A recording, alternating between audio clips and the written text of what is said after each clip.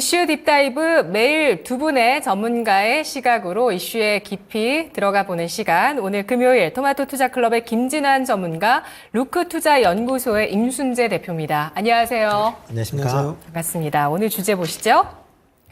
금요일장의 첫 번째 주제, 바이오, 금리 인하 기대감의 급등 랠리. 네, 대형주 가운데 좀 쉬어가는 종목이 있긴 합니다만 그래도 우상향 추세 그대로 유지하고 있는 모습이고요. 바이오주 재료가 나온 종목들의 강세가 돋보이고 있습니다. 먼저 임순재 대표님, 바이오주 급등 랠리 이어갈까요? 일단 전일 이제 CPI가 예상보다는 이제 안정세를 보이면서 기준금리 인하에 대한 그 기대감을 더 키웠다라고 보시면 될 것 같고요. 이런 상황은 국내 그러다 보니까 이제 빅테크보다는 이제 중소형 단의 성장 기술주들의 관심 사항이 컸다라고 보시면 될 것 같습니다. 실질적으로 미국 같은 경우도 빅테크는 주춤거렸지만 러셀 2000 같은 경우는 전일 한 3.6% 가까이 상승할 만큼 일단 빅테크보다는 이제 중소형주 쪽 단으로 관심사항을 많이 갖고 있고요.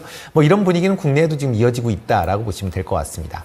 오늘 같은 경우 이제 대표적인 이제 성장 기술주인 바이오 관련주들이 좀 강세를 보이고 있다라고 보시면 될 것 같은데요.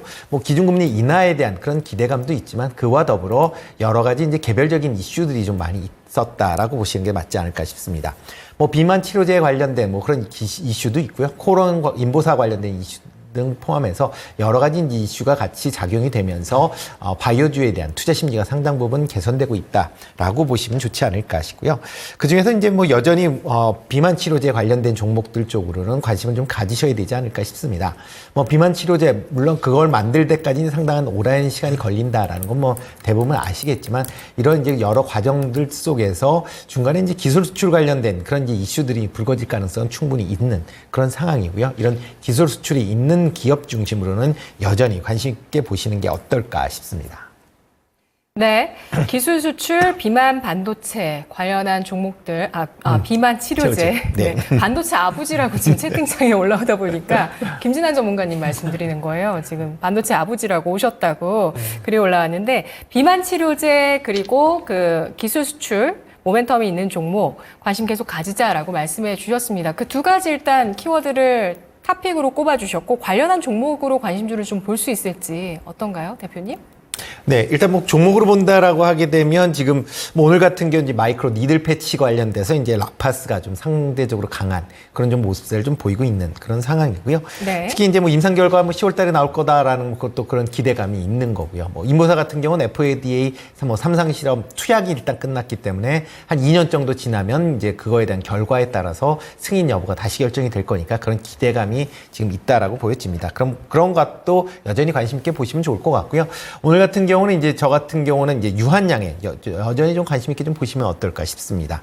비만 치료제 관련된 여러 가지 좀 이슈도 좀 있긴 하지만 그거보다는 가장 큰 게 지금 8월 달에 렉나자에 대한 이제 FDA 승인 여부가 아마 시장에서는 가장 관심이 크지 않을까라는 생각을 해보고 있고요. 일단 승인 관련된 부분이 상당히 긍정적인 그런 얘기들이 나오고 있기 때문에 그런 부분을 좀 주목해서 보시면 어떨까 싶습니다. 네, 알겠습니다. FDA 폐암치료제 허가 기대감이 있는 유한양행 탑픽으로 꼽아주셨는데요. 김진환 전문가님은 바이오주 급등 랠리 이어진다고 판단하실까요?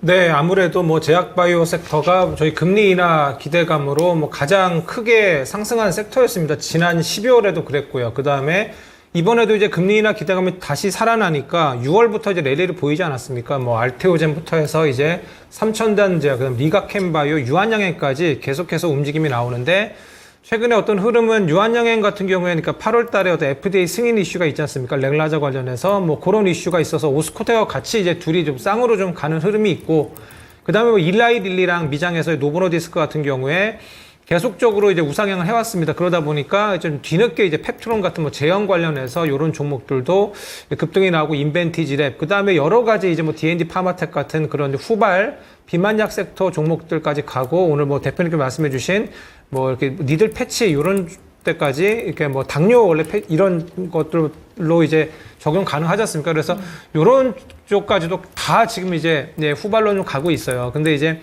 흐름을 보시면 저희 이제 다 보셨지 않습니까? 어제 미장 보시면 6월 CPI 상당히 잘 나왔습니다. 정말로 이제 꺾이는 흐름이에요. 이제 그러다 보니까 이제 시장의 어떤 색이 바뀌나 이런 생각 하셨을 겁니다. 러셀 2000 지수가 많이 올랐잖아요. 저희 본장에서 매그니피센트 7이라 그래서 그간 나스닥 S&P를 주도해서 상승했던 그런 섹터, 뭐 반도체부터 해서 좀 많이 내렸는데 오히려 이제 중소형주들이 그간 키 맞추기 못했던 종목들이 갔는데 그럼 그 중소형 종목들 미장에서 그럼 어떤 것이 갔느냐 했더니 미장에 상장된 바이오테크놀로지 회사 ETF가 있습니다. 요게 이제 IBB인데 요게 이제 3%대 급등 나오면서 최근 신고가를 좀 기록하는 모습이에요. 그러니까 미장에서도 중소형주가 갔는데 제약바이오 중소형 섹터가 갔다. 예, 이런 부분을 주목을 해 보셔야 됩니다. 그래서 저희도 마찬가지예요. 뭐 이제 조금 이제 시총이 좀 큰 그다음에 코스닥 시총 상위였던 HLB가 어제 뭐 시외부터 좀 하락을 해서 좀 대형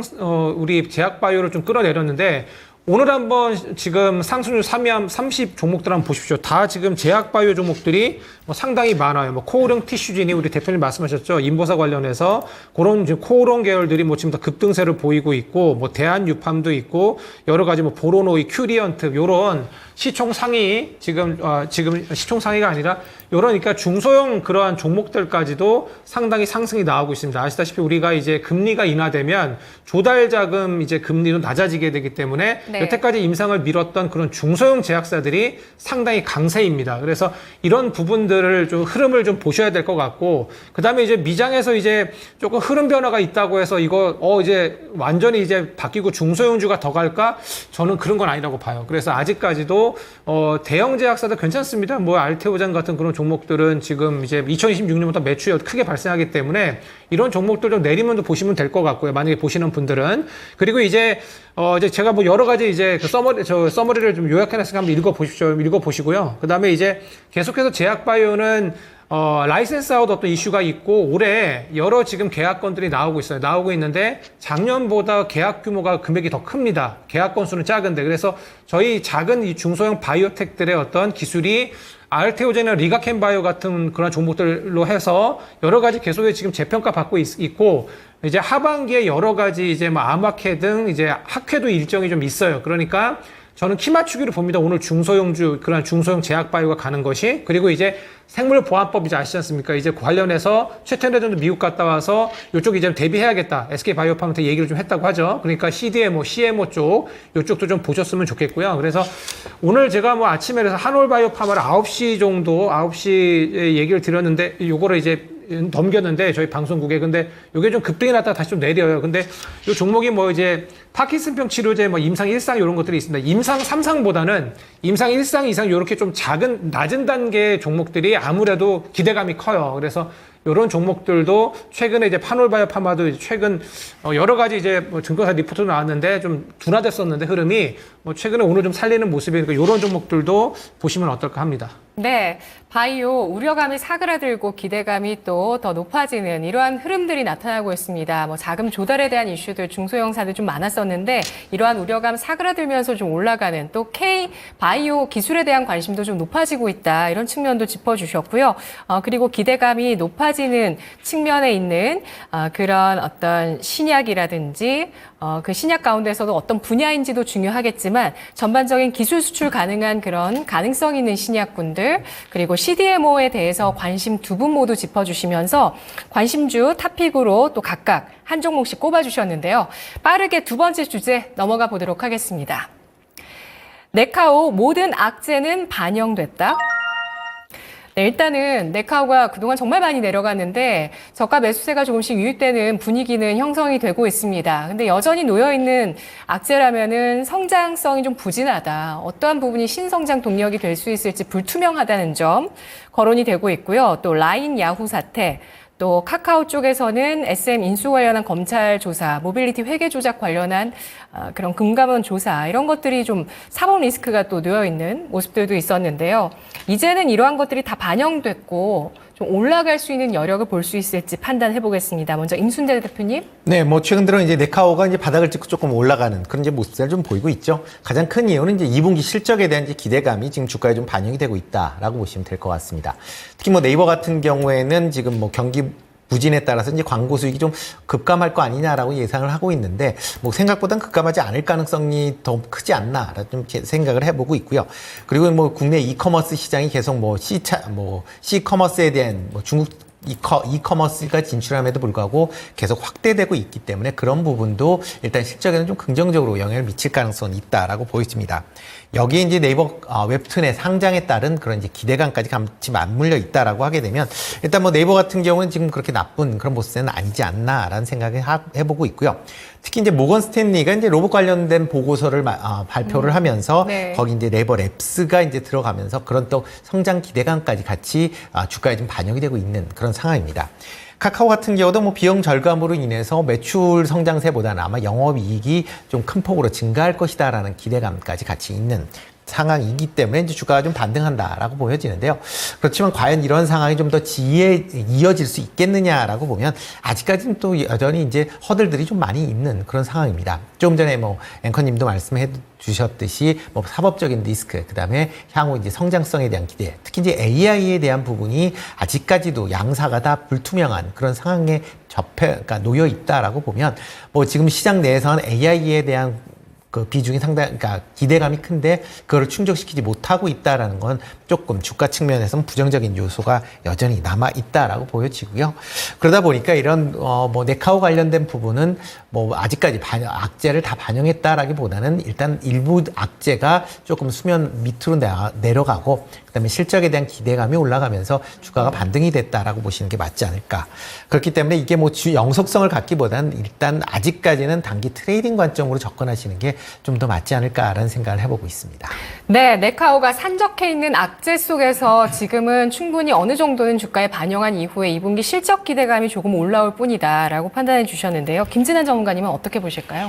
네, 뭐 저도 이렇게 자료를 좀 찾아봤는데 네이버 주식 보유자 지금 69,841명이라고 합니다. 예, 근데 여기서 이제 평균 25만 7,455원 정도의 이제 매수해서 30% 정도 평가 손실이라고 해요. 그러니까 이런 것들이 좀 죄송한 말씀입니다. 네이버 투자하시는 분들한테는. 하지만 좀 죄송한 인간 지표로 좀 보여져요. 무슨 말이냐면 매물대라고 봐야 되는. 좀 그런 것도 좀 있어요. 예, 뭐 지금 이렇게 많이 물려 있다나 이거 어떡하나 손절해야 되나 이런 말 나올 때 또 이제 기술적으로 또 이제 진입해서 또 차익을 취하려는 그런 부분들도 있지 않습니까? 지금 보면 이렇게 네이버도 지금 최근에 기관 매수가 들어와요. 그러니까 저희 2차 전지 쪽도 마찬가지 아닙니까? 좀 지속적으로 실적 전망이 하향치가 되고 계속해서 좀 업황이 좋지 않다. 물론 이제 뭐 캐즈입니다. 이제 앞으로 올라갈다는 얘기는 있어도 계속해서 좀 내려왔습니다. 그다음에 뭐 증권사 이제 운영력들 다 그런 얘기 합니다. 그러니까 2차 전지 섹터는 2분기 좀 바닥반등 할 거라고 봤는데 이게 계속 3분기, 4분기 또 연말에 반등할 수 있다. 이런 식으로 계속해서 좀 수치가 좀 좋지 않은 걸로 좀 보여져요. 네이버도 마찬가지면 네이버 같은 경우에도 지금 뭐 좋은 얘기 없습니다. 지금 뭐 네이버 웹툰 그것도 이제 미장에 상장했는데 뭐 처음에 첫날 강했고 좀 내려오는 모습이고 그래서 처음에 어떤 평가액보다 상당히 낮죠. 뭐 5조, 4조 기대했는데 그거보다 좀 계속 내려가고 있고 그 다음에 뭐 광고 수익 부분에 좀 떨어지는 부분도 있고 그리고 이제 뭐 이제 라인 사태 있지 않습니까? 그런 부분도 문제가 좀 있었고, 그러니까 뭐 해외 어떤 진출 어떤 이슈도 이런 걸로 꺾이는 거 아닌가 좀 이런 이슈가 좀 있죠. 이렇게 해외 사업에 좀 많이 공을 들여왔는데 그런 부분이 좀 무너지다 보니까 그리고 또 이제 우리 카카오 네이버가 지금 가장 큰 문제가 AI입니다. AI 쪽에서 뭐 구글한테도 당연히 뭐 그전부터 검색 시장에서 좀 전 세계적으로 좋지 않았죠. 물론 한국 시장에서 뭐 네이버가 좀 강한 그런 입지를 차지했었는데 뭐 전 세계적으로 네이버를 검색 엔진으로 쓰는 사람이 어디 있습니까? 해외에서. 그러니까 한국에서만 좀 그런 강했었는데 그나마 그래도 카카오보다 네이버가 내수 말고 해외에 많이 여러 가지 진출할 노력을 해왔습니다. 근데 그런 어떤 기대감도 있는데 그런 기대감이 좀 많이 좀 사라졌죠. 사라지고 있고 AI도 지금 뭐 구글도 지금 이제 MS에 비해서 오픈 AI 손잡은 AI 쪽에서 많이 뒤쳐졌다라고 얘기하는 네이버 카카오 전혀 지금 AI 관련한 AI 검색 이 부분에서 전혀 두각을 나타내지 않고 지금 어떤 아무 뉴스도 지금 나오지 않아요. 그러니까 AI 쪽에서 저는 처진 부분이 가장 크다. 예, 네. 그리고 이제 중국 이커머스가 이제 진입을 하는데 네이버 쇼핑 같은 경우에 이 부분이 좀 많이 좀 영향을 좀 받는 부분도 없지 않아 있는 것 같아요. 근데 이런 모든 악재가 저는 악재란 악재가 지금 예를 들어 2차 전지 쪽도 그랬지만 계속해서 악재란 악재는 모든 것이 다 반영되고 있어요. 나오고 있어요. 그러니까 이런 부분이 오히려 기술적 반등이라고 저는 지금 하는 그런 위치가 아닌가. 그리고 인터넷 섹터가 대표적인 성장주 섹터입니다. 돈을 뭐 잘 버는 네이버이긴 하지만 그래서 하반기에 좀 이제 영업이익이 한 10% 정도 증가할 것이라는 어떤 이슈가 있어요. 네이버 같은 경우에. 그래서 저도 우리 대표님 말씀하고 비슷해요. 뭐 지금 이제 완전히 이게 진반등이라고 보기보다는 금리 인하 어떤 기대 수의 섹터입니다. 이게 지금 금리 인하 기대감이 올라오면서 네이버 카카오 지금 반등 나오고 있어요. 예, 그런 부분을 보셔야 될 것 같아서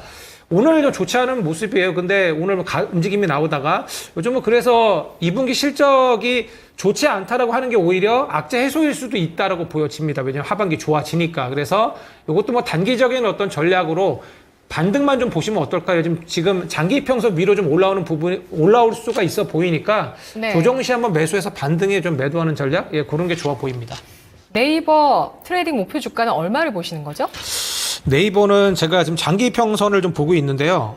제가 보니까 대략적으로 한 121선이에요. 이제 시청자분들께서 보시는 선이 한 18만 8천 원 정도인데 18만 5천 원, 18만 8천 원 정도는 한번 이번 금리 인하 기대감이 반영돼서 움직임이 나올 수 있지 않을까 합니다. 네. 혹시 임 대표님은 탑픽 꼽아주실 수 있으실까요? 트레이딩 관점에서? 뭐 트레이딩 관점에서 본다라고 하게 되면 네이버가 뭐 카카오보다는 좀 낫지 않을까라는 생각을 해보고 있고요.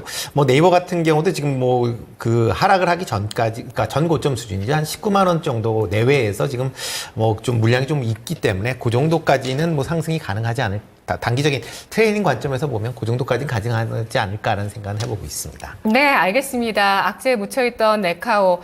이 네카오 임원 쪽에서도 양사에서 좀 매도를 해서 이런 것도 좀 이슈가 되기도 했었는데요. 자, 그런 네카오가 AI에 대한 부진, 아주 큰 비판을 두 분께 또 받았고요. 그리고 하반기 2분기에 대한 실적 기대감, 또 금리 인하 기대감에 따른 트레이딩 관점 전략 세워봤습니다. 마지막 주제 보시죠. 두산그룹주 투자 전략은 임순재 대표님 갑작스러운 이런 사업 구조 개편 소식이 나왔습니다. 그렇습니다. 전략 어떻게 세울까요? 네, 뭐 두산그룹이 이제 세 개의 축으로 이제 그룹을 재편하겠다라고 이제 얘기를 했고요. 뭐 클린 에너지, 그다음에 스마트 머신, 반도체 첨단 소재 이렇게 이제 세 개 축으로 나눠지고요. 계열사도 이 축에 맞춰서 이제 각 이제 계열사가 갖고 있는 업무 분장을 좀 다르게 할 걸로 예상이 되고 있습니다. 이에 따라서 뭐 계열사가 뭐 일단 뭐 관련돼서 이동을 통해서 뭐 어떻게 보면 그룹 내에서 이제 M&A 한다라고 보시면 될 것 같습니다. 뭐 대표적으로 두산 에너빌리티 같은 경우는 일단 일부를 분사를 해서 그러니까 대표적으로 이제 두산 바켓 같은 경우 이제 내보낸다라고 얘기를 하고 있고요. 뭐 이거를 이제 두산 로보틱스에서 받는다. 그리고 뭐 두산 테스나 같은 경우는 뭐 반도체 관련된 분야에 좀 더 집중한다라고 좀 얘기를 하고 있습니다. 뭐 내용을 본다라고 하게 되면 그 중에서는 아마 두산 로보틱스가 가장 수혜를 입을 것이다라고 지금 예상들을 하고 있고요. 주가도 그렇게 좀 움직인다라고 보시면 되겠습니다.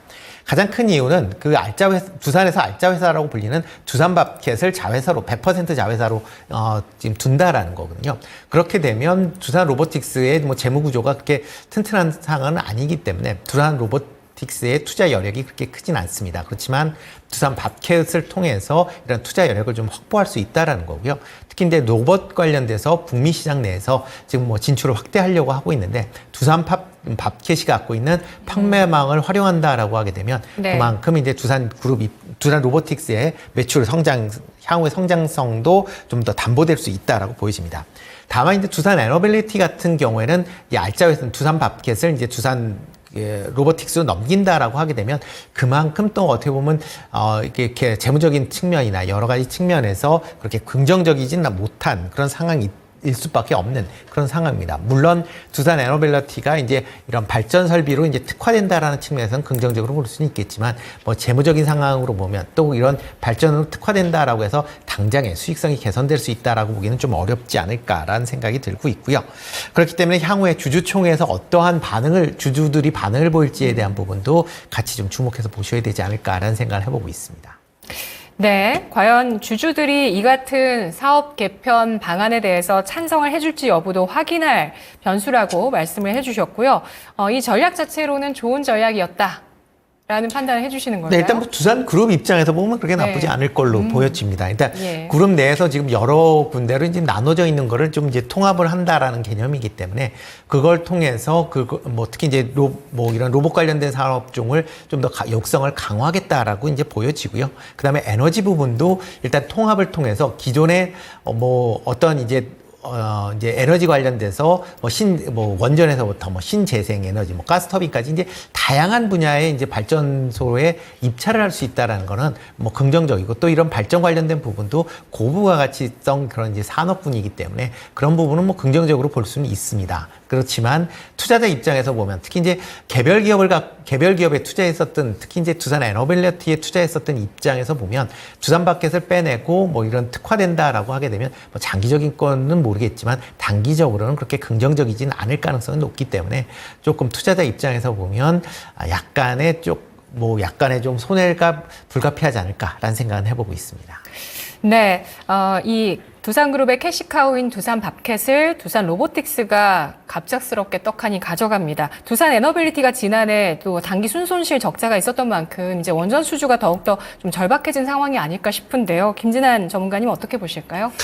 네, 핵심을 제가 얘기를 해드릴게요. 두산 밥캣이니까 지난해 매출 9조 8천억, 영업이익 1조 4천억입니다. 그러니까 두산 계열사 중에서는 엄청난 알짜 기업입니다. 두산이 그러니까 두산중공업, 두산에너빌리티가 지난 정권 때부터 해서 엄청나게 좋지 않지 않았습니까? 그 원전 섹터도 완전히 좀 막혀져서 아예 그냥 장사가 좀 안 됐었어요. 그런데 그때 아주 살을 깎는 그런 혁신을 단행을 해왔습니다. 그래서 재무구조도 많이 개선을 했죠. 두산그룹도. 그래서 그런 부분에서 두산에너빌리티도 최근 체코 원전 이슈 때문에 계속 잘 갔는데 계속적으로 좀 수익적으로, 그러니까 지금 이제 이번 정권 이제 3년 차인데, 지금 이제 원전 섹터를 이제 계속 밀고 있지 않습니까? 이번 정권이. 그래서 관련해서 이제 매출적인 부분도 이제 계속 개선될 것으로 이제 보고 긍정적으로 봤는데, 두산 에너빌리티가 이제 두산 밥캣의 지분을 46% 가지고 있었어요. 그러니까 이 알짜배기 회사를 또 떼어내니까, 그러니까 우선은 단기적으로는 지금 우선은 두산 에너빌리티는 좀 악재로 보입니다. 당연히 오늘 주가로 지금 반영이 되고 있습니다. 좀 내리고 있는데 꼬리 달고 올라오고 있어요. 아무래도 이제 원전 어떤 섹터에 대한 기대감이 아직까지 좀 있어 보입니다. 두산 에너빌리티 같은 경우에.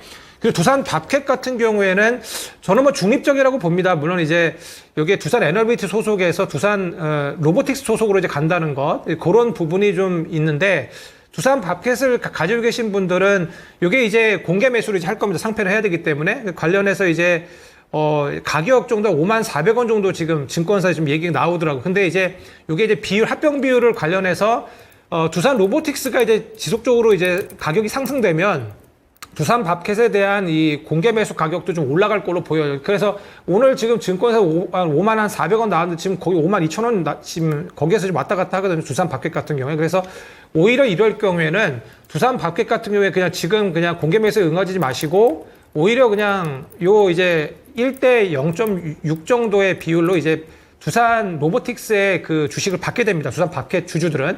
오히려 두산 로보틱스 주식을 나중에 받는 게 나을 것 같아요. 왜냐하면 지금 결국에는 재무가 별로 좋지 못한 두산 로보틱스에다가 두산 밥캣을 지금 주는 거거든요. 이거는 어떤 거냐면 두산 로보틱스를 지금 살리겠다는 얘기입니다. 이쪽에 되게 전략적으로 강화하겠다는 그런 부분이기 때문에 주가적으로 지금 오늘 나오고 있으면 두산 로보틱스 상당히 강한 모습이죠. 그리고 이제 요 두 회사가 이제 같이 이제 합병을 하게 되면 여러 가지 좋은 이슈가 있더라고요. 두산 로보틱스는 두산 밥캣이 이제 북미나 유럽에 이제 중장비를 이제 건설 장비를 많이 이제 판매를 하고 있는데 여기 네트워크가 있습니다. 거기에 이제 그 부분을 활용할 수 있겠고요. 그래서 이런 부분, 그다음에 협동 로봇 같은 경우에 이제 요게 이제 건설 기계 쪽하고 같이 이제 결합될 수도 있는 부분이 있습니다. 그래서 시너지 효과가 날 걸로 보여집니다. 지금 차트가 나오는데 이런 부분이 지금 결국에는 이번 그 두산의 어떤 두산그룹의 이 산업 개편이 결국엔 누가 가장 이득인가가 지금 주가로 나타나고 있어요.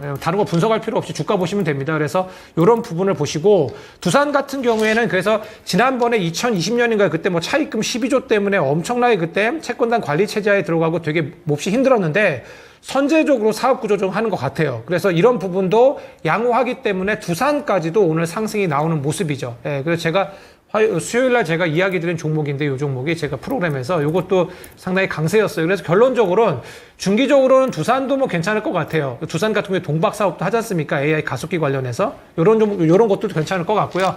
두산그룹이 그래도 선제적으로 이렇게 재무적인 부분도 그렇고 사업 구조 개편하는 건 좋다. 그리고 가장 큰 수혜는 두산 로보틱스고요. 그 다음에 오늘 두산 로보틱스에 대한 어떤 힘을 실어줌으로써 지금 로봇 계열도 지금 다 상승이 나오는데 제가 뭐 레인보우 로보틱스라고 우리 저번에 우리 대표님도 같이 얘기했던 것 같아요. 네, 로봇 관련해 레인보우 로보틱스 상당히 괜찮다 얘기했는데 저는 하반기 휴머노이드 관련해서 분명히 로봇 쪽 좋다라고 보고 있습니다. 그래서 뭐 지지부진합니다. 지금 뭐 크게 뭐 또 이슈 때문에 또 가는 뭐 감속기 쪽 SP 시스템 이런 것들이 있고 대동기업까지 오늘 가는 모습인데 이런 종목들도 다 지금 금리나 기대 수혜 섹터입니다. 성장주니까. 근데 하반기에 휴머노이드 로봇 관련해 AI가 로봇에 탑재되는 어떤 그런 이슈도 있고 하니까 중장기적으로 로봇도 이제 향후 이제 부각될 그런 흐름이 있으니까 로봇 쪽도 한번 체크해 보시는 거 어떨까 합니다. 네, 두산 로보틱스 두 분 모두 탑픽으로 꼽아주신 거고요. 목표 주가나 보유 기간 한마디씩만 남겨주시죠. 임 대표님. 일단 뭐 보유는 뭐 좀 전에 말씀하셨듯이 이제 두산마켓이 이제 상장할 때까지는 아마 계속 뭐 보유하고 계시는 게 낫지 않을까 싶습니다. 만약 상장한 이후에는 물론 이게 이제 두산마켓의 이제 지분이 그러니까 희석이 되기 때문에 그 유통 물량이 증가해서 그거에 따른 아마 문제가 좀 발생할 수가 있기 때문에 그 전까지는 아마 주가 흐름은 그렇게 나쁘지 않을 것이다. 뭐 전 고점인 지금 12만 한 5천 원대까지는 뭐 충분히 올라갈 수 있지 않을까라는 생각을 해보고 있습니다. 네, 김진환 전문가님. 저도 뭐 중장기적으로 두산 로보틱스는 저는 전고를 돌파할 것 같아요. 레인보우 로보틱스도 말씀드렸고요. 예, 그래서 오늘 근데 너무 좀 이슈가 오늘 좀 한꺼번에 좀 크게 부각되는 부분이 있습니다. 그래서 중장기적으로 전고점 돌파 정도 보시면 어떨까 합니다. 네, 알겠습니다. 김진환 전문가님 오늘 댓글이 많이 올라와요. 네, 진짜 주식에 미쳐 사는 학자 스타일이신 것 같다고. 닉네임 마음에 드시나요? 아, 감사합니다. 네, 프로그램 많이 보시는 것 같아요. 네, 감사합니다. 네, 앞으로도 많이 이 두 분의 행보 지켜봐 주시기 바라겠습니다. 이슈 딥다이브에서 함께 하실 수 있습니다. 고맙습니다. 네, 감사합니다. 네, 이슈 딥다이브였습니다. 자, 이제 마켓 딥다이브의 마지막 코너죠. 거인의 시선으로 시장을 바라보도록 하겠습니다. 오늘 금요일 최병훈 전문가입니다.